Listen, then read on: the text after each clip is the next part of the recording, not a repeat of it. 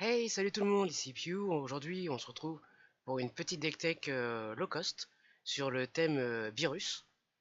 Deck que je joue là, depuis la semaine dernière en tournoi boutique pour des packs promo. Un deck qui fait en général entre 3-1 et 2-2. Je suis jamais arrivé premier, mais n'ai jamais eu plus de 2 défaites sur un tournoi à 4 rounds. On va commencer par regarder directement le deck. Donc, on commence, on a un leader Virus, on a 4 Bulma qui permettent d'aller chercher un Whis, 4 Boo qui permettent de piocher une carte, 4 Kaioshin qui ont la capacité de juste bloqueur, Goasu qui regarde les 3 cartes du deck et met un dieu dans notre main. On a 28 dieux dans le deck, donc généralement on a une chance sur deux d'en avoir un. Enfin, on a une carte sur deux qui en est un, donc quand on regarde les 3 cartes, potentiellement on devrait avoir un dieu pratiquement à chaque fois. Piccolo a super combo bleu basique. Sangohan, une carte qui va pouvoir protéger votre leader et en plus être mis en jeu pour une ressource. Beerus, notre seule carte de destruction directe dans le jeu. Un Whis en x4 qui permet d'accélérer votre jeu. Le Whis défenseur et qui ne peut pas quitter le terrain par une capacité adverse, autre que pas être mis KO en combat. Le grand prêtre qui va permettre de mettre tous nos dieux en ressources très vite afin de pouvoir faire l'ultime Whis et gagner la partie au tour d'après. Donc l'ultime Whis à 12 en x4. 3 Senzu, enfin arrêt magique. 3 annulations d'attaque de contrainte de Whis. Et 4 objections pour accélérer le début de partie. On va regarder les cartes par thème, pas une par une, mais par thème. Et elles vont toutes y passer en fait. Donc on va commencer par le leader Virus. Il a un effet automatique quand elle attaque. Si on a 3 ressources d'énergie ou plus, on choisit jusqu'à une carte de combat adverse avec un coût d'énergie de 2 ou moins et on la met KO. Donc vous allez attaquer, vous allez pouvoir gérer les petits starters tels que Boo, Bulma, Gowasu, n'importe, des petites cartes comme ça, en automatique. Un éveil, un éveil qui se fait à 4 points de vie, vous piochez 2 cartes et vous le retournez. Son effet quand il est retourné, donc 15 000, comme la plupart des leaders. Quand elle attaque, on pioche une carte et on choisit une carte de ressources, enfin une carte de combat, pardon, avec un coût cette fois-ci de 3 ou moins, et on la met KO. Et un effet qui permet de gagner la partie directement, activation principale, 16, donc 16 ressources d'énergie, ce qui est assez cher en soi. Vous allez vraiment, euh, ouais, vous allez jamais l'utiliser. Je pense pas que vous puissiez attendre 16 ressources sans mourir ou sans jouer de votre Whis avant et gagner la partie avec lui. Donc pour 16, au cas où si vous y arrivez, vous gagnez la partie pour 16 ressources. Alors, on a vu les petits. Maintenant, regardez les petits starters. Les starters, c'est pour moi, c'est les cartes à 1 dans le deck qui vous permettent de faire des sortes de cartes advantage. Donc, rajoutez des cartes à votre main. Quand vous commencez la partie, vous avez 6 cartes en main. Vous allez poser une ressource en énergie. Vous allez passer à 5 si vous ne touchez pas. Et après, vous allez avoir plus que 4 cartes en main parce que vous avez joué une carte. Et bah, elle va vous permettre quand même de récupérer une carte de plus. Donc, potentiellement, une carte pour vous défendre ou la poser en ressource au tour d'après et ainsi de suite. Donc, on a dit 4 Bulma. Donc, celle-là, elle va chercher un Whis qui coûte 4 ou moins dans votre deck. On en a 5. Donc, 4 Bulma pour 5 cibles potentielles. Donc, 4 Whis qui permettent d'accélérer. Généralement, vous allez chercher celui-là. Si vous tombez face à un deck aggro, vous allez choisir plutôt l'autre Whis pour 4 qui a bloqueur. 4 Goasu pour 1, 5000 basique, un combo pour 0, 5000. Vous regardez les 3 cartes du dessus deck, vous prenez un dieu dans votre main. Donc comme je disais tout à l'heure, 28 dieux, plus d'une chance sur deux, généralement vous allez avoir un dieu. Boo, il va pas changer de carte particulière, mais son effet est 100% efficient. Pour une ressource bleue, vous allez le poser et vous allez piocher une carte. Donc vous êtes quoi qu'il arrive, vous allez la remplacer en main et vous pouvez quand même défendre avec lui 5000 au cas où pour pas mourir ou pas prendre un point de dégâts que vous voulez pas prendre. Alors le deck, comme vous avez vu qu'il fallait beaucoup de ressources pour arriver à la fin, vous avez donc 4 Whis Squash avec Bulma. Pour 4, elle a 10 000. Pour 1, elle a plus 10 000 en combo. Quand on la joue, on met une carte du dessus du deck en zone d'énergie directement en mode action. Ça veut dire que tour 4, vous allez avoir 5 ressources. 4 ressources engagées parce que vous allez l'utiliser, et une ressource dégagée pour le tour adverse, ou pour rejouer une autre carte si vous avez envie. Ça accélère, ça veut dire que tour 4, vous allez avoir 5 ressources. Donc tour 5, 6 ressources potentielles en mode action. Donc tour 6, vous allez pouvoir faire autre chose. Ensuite, on a objection, une carte extra. Activation durant la principale. Donc, vous payez 2. Vous mettez une carte par contre cette fois-ci de votre main dans votre zone de ressources. Vous allez avoir une sensation un peu bizarre quand vous allez jouer la carte. Votre main va se vider très vite parce que vous allez utiliser 2 cartes. En gros, l'objection, forcément que vous allez utiliser, et la carte de votre main qui va partir en zone de ressources. Mais dites-vous qu'au tour d'après, quand vous serez à peine au tour 3, vous aurez 4 ressources. Quand votre adversaire, par exemple, imaginons c'est vous qui avez commencé, quand vous êtes à votre tour 2, votre adversaire n'est qu'à son tour 1, vous allez avoir 3 ressources. Votre adversaire va jouer son tour 2, il aura 2 ressources. Vous, à votre tour, vous allez déjà avoir 4 ressources à jouer. Vous allez prendre une plus-value énorme. Vous allez avoir moins de cartes en main, mais vous serez plus rapide. Et ensuite, pour 7, le grand prêtre Dieu des dieux. Ils l'ont appelé comme ça, c'est un peu... Bon, c'est un bon nom, on va dire. Pour 7 ressources, dont 2 bleus, tout le deck est mono bleu. Donc là, vous n'allez pas vous embêter avec est-ce que j'ai assez de ressources bleues ou pas. Il coûte 7. Il a 20 000 double frappe. Auto, quand il arrive, quand on joue cette carte, on choisit autant d'autres dieux qu'on veut. Donc, Whis, Goasu, Beerus, Piccolo qui est aussi un autre dieu. On les met de notre zone de combat à notre zone d'énergie. En mode inertie par contre. C'est pas en mode action. Ce qui va faire qu'en fait, vous allez pouvoir potentiellement, si vous avez 4 dieux, autres que lui, il y en a quand même pas mal beaucoup, hein, enfin voilà, pas mal beaucoup, je suis désolé, ça se dit pas, mais bon, bref, il y a quand même beaucoup dans le jeu. Donc faut vous dire que si vous en avez 4, dites-vous que quand vous allez poser une ressource au tour d'après, vous allez pouvoir jouer Whis. Et encore, si vous n'avez pas accéléré, objection tour 2, Whis tour 3, lui tour 5, voilà, ça va extrêmement vite si vous avez à faire la sortie dans le bon sens. Par contre, quand vous jouez cette carte, faites très attention. Dites-vous que quand vous la jouez, faites attention à vos points de vie. Si vos points de vie sont bas, ne mettez pas non plus tous vos dieux si vous n'êtes pas sûr de survivre à le tour d'après. Par exemple, si vous voyez que votre adversaire, vous êtes à 2 points de vie, votre adversaire est assez agressif, gardez vos dieux qui coûtent 0 et qui rajoutent de la puissance, enfin de la défense à votre dieu. Pourquoi? Parce que si vous le faites pas, en fait, votre adversaire va se dire bah, prochain tour je risque de me prendre Whis, faut que je finisse. Donc il va vouloir agresser à fond. Et si vous avez vous n'avez pas de dieu qui permet de faire plus 5000 ou vous n'avez pas d'annulation de cartes dans votre main comme des contraintes de Whis, vous risquez de perdre la partie. C'est quand vous jouez cette carte là que votre décision est très importante. Des fois, il vaut mieux vous dire vous tuerez pas au prochain tour mais vous tuerez au tour d'après. Et au tour d'après vous vous dites bah je vais garder toutes mes ressources redressées. Je sais que j'ai 11 ressources, prochain tour j'en aurai 12. Vous attendez dans votre coin, vous vous dites c'est pas grave, j'ai perdu un tour, mais j'ai pas perdu la partie. Des fois il faut réfléchir un petit peu en mode si je gagne pas le prochain tour, mon adversaire ne le gagnera pas non plus. Donc je gagnerai dans la longueur. Après il faut bien sûr vous défendre. Donc là on va regarder les défenseurs. Enfin, défenseur entre guillemets.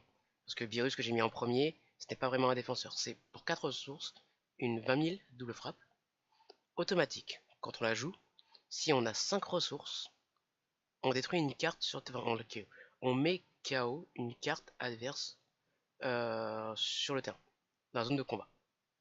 Donc une carte de combat qu'on va détruire automatiquement. C'est pas vraiment un défenseur, mais c'est la seule carte qui permet d'interagir directement avec le terrain adverse. Ensuite, on a Whis, le garde sacré. Je l'ai mis en x1. C'est un bloqueur pour 4, 20 000. Bloqueur avec un effet permanent très intéressant qui fait qu'il ne peut pas quitter le terrain à cause de effets adverses. Généralement, vous allez le chercher. Pourquoi? Enfin, pourquoi? Vous allez le chercher ou pas le chercher. Hein. Vous allez le chercher contre les decks agressifs. Type Vegeta, type Trunks du futur et type Broly. Pourquoi j'ai cité ces decks là? Vegeta c'est un deck assez agressif. Il a 10 000 de force, le Vegeta généralement en face, ou dans 4, ce qui peut arriver. Si vous n'avez pas mis objection autour d'eux, il aura 15 000. Pour tuer cette carte-là, il va falloir qu'il ait encore plus 5000, enfin plus 15, plus 10 000 en fait. Donc il va devoir être boosté. À partir de là, vous allez bloquer avec et vous allez voir la réaction de l'adversaire. Même si votre adversaire la tue, il aura soit sacrifié une carte qui a plus 10 000, soit sacrifié deux cartes qui a 5 000. Et vous, de votre côté, rien ne vous empêche de sacrifier une carte, par exemple un petit caillot, une petite Bulma, un petit bout, pour ajouter encore 5 000, pour dire à votre adversaire, bah non, tu ne l'as pas tué finalement.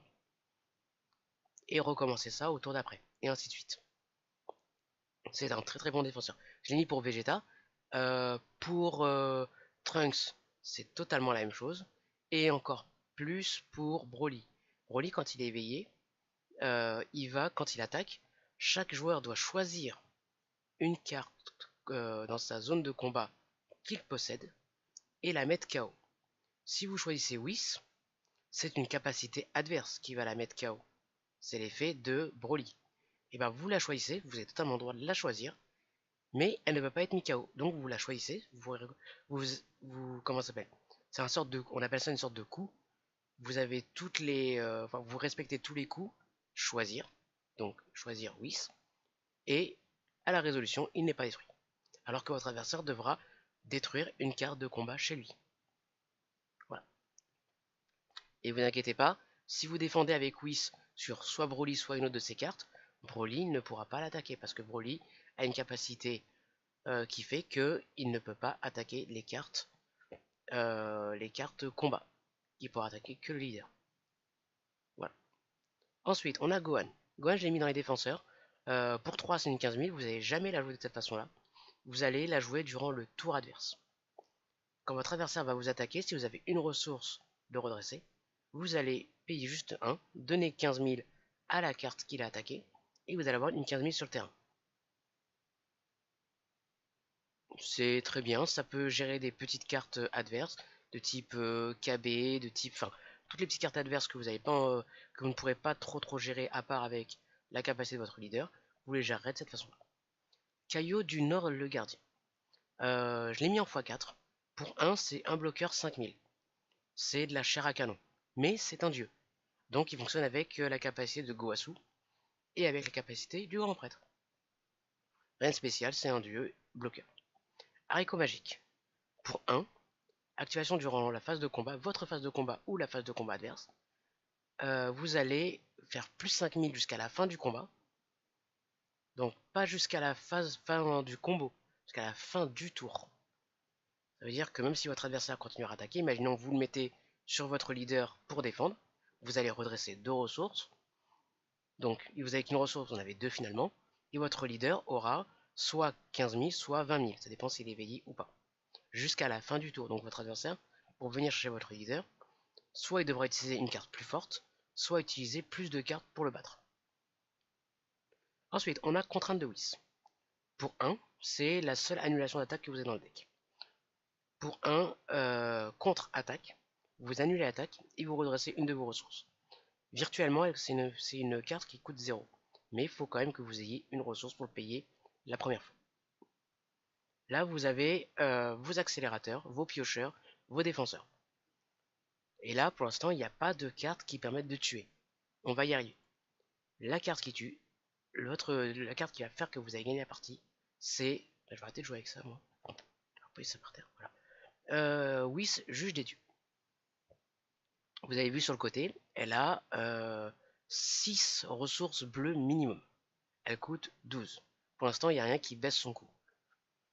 Elle a quadruple frappe, donc 4 points de dégâts directement. Enfin, directement, si elle passe, mais elle a 40 000 de base. Permanent.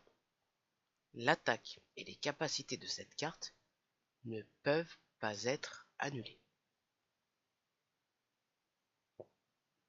Donc votre adversaire va attaquer, il ne peut pas annuler l'attaque. Il ne peut pas faire une contrainte de Whis. Il ne peut pas faire une protection de Vados. Un maximum énergie, je crois, de Vegeta en vert. Il peut faire Mafuba dessus. Ça veut dire qu'il va tenter d'annuler l'attaque. Ça ne va pas fonctionner, mais il va quand même la retirer du terrain. Mais même s'il fait Mafuba dessus, son auto ne peut pas être annulé. Quand on joue cette carte, si notre leader est Beerus, bien entendu c'est le cas, après la fin du tour actuel, prenez un tour supplémentaire. Voilà pourquoi dans le deck j'en ai mis 4. Pourquoi? On n'est jamais à l'abri d'un Mafuba. Donc, vous allez attaquer. Votre leader, votre adversaire, s'il joue bleu et qui joue des Mafuba, il y en a dans beaucoup de listes, va se dire bah, je vais attendre qu'il y ait 12 ressources, je vais mettre un Whis. Bah, quand il va mettre son Whis, je vais le contrer. Ça peut arriver, ça arrive très souvent. Mais le fait que vous jouiez un tour supplémentaire va faire que le Mafuba va faire qu'au prochain tour, vous ne pourrez pas rattaquer avec cette carte-là, parce que le Mafuba, c'est encore un tour après qui s'enlèvera. Mais, si vous avez un deuxième Whis en main, c'est pour ça que moi j'aime bien quand même dans le deck, garder au moins 2 Whis quand je les pioche au fur et à mesure, hein, pas au début. Au début, vous les remettez dans le deck, ça sert à rien. J'aime bien avoir 2 Whis, comme ça j'en joue un, puis après j'en joue un deuxième. Comme ça, le premier, ça se passe un peu en step, le premier va arriver un tour supplémentaire, vous allez attaquer, donc l'incliner, votre adversaire va faire un Mafuba dessus, d'accord? Vous jouez un tour de plus. Mafuba, c'est à la fin du prochain tour, d'accord? Vous jouez un Whis, qui va vous donner encore un tour supplémentaire, d'accord? Vous allez attaquer avec, votre adversaire n'aura pas de Mafuba. Généralement, votre adversaire, il va garder 2 ressources. C'est toujours ce qui se passe en game. S'il garde plus, c'est qu'il a fait un tour où il a rien fait du tout. Et s'il ne fait rien pendant son tour, vous êtes très bien. S'il ne fait rien, c'est vous qui allez gagner dans la longueur. Il faut se dire ça. Il faut se dire, ouais, mais s'il garde plein de cartes, bah, il a gardé plein de cartes, qu'est-ce que tu veux? Bah, c'est pas grave, hein. Au pire, vous avez encore un tour supplémentaire. Si vous gardez 4 ressources pour 2 Mafuba, bah, c'est pas trop grave, vous allez rejouer un tour. Alors, on revient. Excusez-moi. Premier Whis qui arrive, d'accord? Vous allez le jouer, vous allez jouer un tour supplémentaire. Vous attaquez. Votre adversaire fait Mafuba. Partez du principe, vous perdez votre Whis pour un tour. Donc, il viendra pas à la fin du tour, il viendra à la fin de l'autre tour. D'accord? Quand vous jouez un tour de plus, vous piochez une carte, vous redressez vos ressources, vous payez un autre Whis. Vous jouez un tour de plus. Vous attaquez avec ce Whis là. Votre adversaire n'a rien fait au tour d'avant, il vous a fait un autre Mafuba. Fin du tour. Hop, le Mafuba adverse s'en va. Vous avez votre Whis. Et vous jouez un tour supplémentaire. Donc vous piochez votre carte. Et là, vous avez votre quadruple frappe. Et qu'est-ce qui se passe à ce moment-là? Bah, le Mafuba de tout à l'heure, bah, il s'en va. Parce qu'on est revenu encore un autre tour. Et ainsi de suite. Enfin, et ainsi de suite. Ça se fait qu'une fois, parce que c'est pas quand il arrive en jeu, c'est quand on le joue. Quand il revient de Mafuba, il n'est pas joué, il est juste remis en jeu. C'est pas pareil. Mais bon, Mafuba, si vous avez 2 Whis, même 2 Mafuba ne contre pas la boucle. Et encore moins si vous avez 2 Mafuba et que votre, 2 Whis et que votre adversaire a un seul Mafuba. Là, vous avez vu, on a vu ensemble plutôt, les piocheurs, les accélérateurs, les défenseurs, le kill. Maintenant, comment jouer le deck? Alors, donc moi, la première chose que je dis aux gens qui veulent voir comment on joue ce deck, c'est de patienter. Pourquoi patienter? Votre deck, votre but est d'avoir Whis, d'accord? Votre adversaire sait que quand vous jouez Beerus et vous jouez beaucoup d'accélérateurs, normalement, soit il se dit vous allez gagner avec l'effet de votre leader, soit avec Whis. Donc son but va quand même essayer de ne pas attendre que vous arriviez trop loin dans la partie. Il va commencer à vous attaquer. Au début de la partie, n'hésitez pas à prendre les dégâts. Prenez-les. À part quand c'est des coups critiques. Mais généralement, réfléchissez pas trop. Prenez-les. Prenez les petits dégâts. Et pas de soucis. Quand vous arrivez à 4 points de vie, là, vous commencez à de moins en moins prendre les dégâts. Quand vous arrivez à 4 points de vie, vous vous dites, bon, là je suis éveillé, je vais commencer à attaquer. Tous les petits Bou, Goasu, Kaio bloqueur, Whis bloqueur, là vous allez commencer à les cracher. Pas les cracher. Les tracher, ça veut dire que vous allez les utiliser pour des combos pour ne pas perdre de points de vie. Là votre leader va commencer à piocher des cartes juste en attaquant. Au pire, s'il n'y a pas de réelle cible à attaquer, vous attaquez le leader adverse et vous détruisez un peu toutes les cartes qu'il a sur le terrain. Vous détruisez des cartes qui potentiellement peuvent vous attaquer. Ce n'est pas grave, votre adversaire prendra juste un point de dégâts, 2 points de dégâts en plus, etc. Au pire, vous avez envie de vous dire, bah, il va prendre ça. Vous avez dans le deck quand même Beerus qui a double frappe, vous avez le grand prêtre qui a double frappe. Si vous le mettez à 6 points de vie, parce que vous avez attaqué 2 fois, ou à 5 points de vie, ou même à 4 si Whis touche le terrain et qu'il arrive à attaquer, vous gagnez la partie. s'il a 4 points de vie, puisque vous avez quadruple frappe. Donc à 4 points de vie, vous commencez un petit peu à défendre. Après, si votre adversaire claque énormément de cartes pour vous faire 1 point de dégâts, ou faire tomber à 2 points de vie, bon bah là, vous pouvez pas défendre, bah, il a claqué beaucoup trop de cartes. Euh, réfléchissez au nombre de cartes que vous allez utiliser, parce que dites-vous que pratiquement à tous les tours, vous allez devoir charger en énergie. Donc, quand vous piochez une carte, vous allez la mettre, enfin, pas la carte que vous avez pioché, vous allez devoir mettre une carte en énergie. Donc, bien réfléchir, patienter. Ramper dès que possible. Ramper dès que possible, ça veut dire, bah, dès que vous avez des objections à jouer, vous les jouez. Dès que vous avez Whis à 4 à jouer, vous le jouez, vous allez toujours avoir une ressource de plus. De ramper vraiment dès que vous le pouvez. Après, ramper quand vous pouvez, ça dépend des fois des choses. Parce que par exemple, vous jouez contre des decks agressifs. Si vous faites tour 2 objection, vous allez accélérer votre jeu, mais vous allez perdre 2 cartes de votre main. Donc au pire, à ce moment-là, si vous voyez que votre adversaire c'est un Vegeta, franchement il n'y a vraiment que contre Vegeta, faut faire très attention à ça, vous mettez votre objection en ressources. Et vous gardez vos cartes en main pour pouvoir défendre contre son leader. Ça c'est le gros conseil à ne pas manquer. Vous rampez dès que possible, seulement contre les decks très très agressifs. Retenez-vous un petit peu. Comment défendre? Donc comme j'ai dit, vous vous attendez d'être à 4 points de vie éveillé, et là vous commencez à défendre drastiquement. Au pire, votre grand prêtre ne fait pas d'effet, enfin ne fait pas un gros effet. Dites-vous que c'est pas grave, vous êtes en vie, vous pouvez attaquer avec votre leader, piocher des cartes en plus. Si vous n'avez pas plus de ressources que ce que vous voulez, au pire c'est pas grave. Défendez ce que vous pouvez défendre. Voilà. Si vous perdez des Goasu et vous dire mon grand prêtre ne sert à rien, bah au pire votre grand prêtre ne sert à rien, vous le mettez en ressources et vous piochez tranquillement, vous défendez, vous défendez, vous défendez. Il est pas rare que des parties se jouent à une carte, vous êtes à 11 ressources, vous avez un 800 main, vous savez que la carte que vous allez piocher, bah forcément ça va être la carte que vous allez mettre en ressources, parce que c'est que avant les phases principales de type attaque, poser des cartes que vous pouvez mettre des ressources. Donc vous la mettez directement en jeu. Au pire, c'est un autre Whis, ben c'est pas grave, ça peut arriver. Et là, vous finissez. Dites-vous que si votre adversaire ne peut pas gagner la partie au tour précédent, ça ne veut pas dire que vous avez quand même perdu.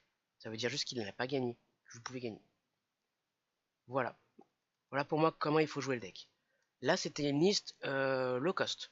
Si vous voulez une liste non low cost, je vous dirais de remplacer les caillots que j'ai mis, par exemple les 4 caillots, vous pouvez les remplacer par 4 autres cartes. Par exemple, vous avez Beerus en SR à 7 ressources, qui fait que quand elle attaque, votre adversaire doit défausser 2 cartes, ou bien il détruit tout son terrain, c'est-à-dire les énergies et les cartes de combat.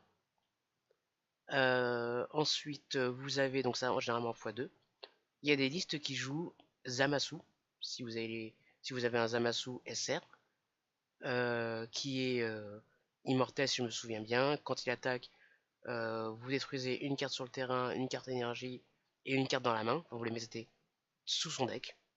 Et un carte de point de vie aussi. Il a solo frappe, mais bon, comme il a fait perdre un point de vie. Et il y en a des listes qui jouent pour 10 ressources directement la végétaux secrète rare de la BT02. Pour moi, c'est les cailloux que vous enlevez pour mettre ces 4 cartes-là. Voilà. Si la liste vous a plu, n'hésitez pas à mettre un petit commentaire, dire vos résultats en tournoi. Ça fait toujours plaisir de savoir ce que les gens jouent, ce qu'ils ont fait comme résultat. N'hésitez pas à changer le deck en fonction de la méta que vous avez. Ah tiens, en parlant de méta, ce deck a un très bon match-up pour moi face à des decks type Golden Freezer, Ginyu. Starter Goku, c'est assez even, moyen, je dirais. Par contre, vraiment par contre, c'est un peu dommage. Il a un très mauvais match-up face à Vegeta. Face à Cell, pour moi, vous avez un mauvais match-up à la seule condition. Il y a une condition qui fait que vous avez un mauvais match-up ou un bon match-up. C'est si vous faites objection tour 2. Contre Cell, vous faites objection tour 2, vous perdez 2 cartes. Bah, sa Cell chaîne devient très vite moins puissante. Voilà, comme vous, tous les tours, vous allez mettre une ressource sur le terrain. Ça va être vraiment très bien. Pour vous en tout cas, vraiment très bien. Voilà. Après, pour les autres match-up, j'ai envie de vous dire, testez, amusez-vous, faites-vous plaisir, modulez le deck comme vous le voulez. Je vous ai donné ma liste que j'utilise, qui fait des résultats, comme je vous ai dit, entre 2-2 et 3-1. Je n'ai pas gagné de tournoi avec. Je suis jamais arrivé à faire du 1-3 ou 0-4, 0-3, etc. Donc maintenant, amusez-vous, faites-vous plaisir, et on se revoit bientôt pour la prochaine vidéo. Et désolé pour les 2 semaines d'absence. Allez, ciao tout le monde!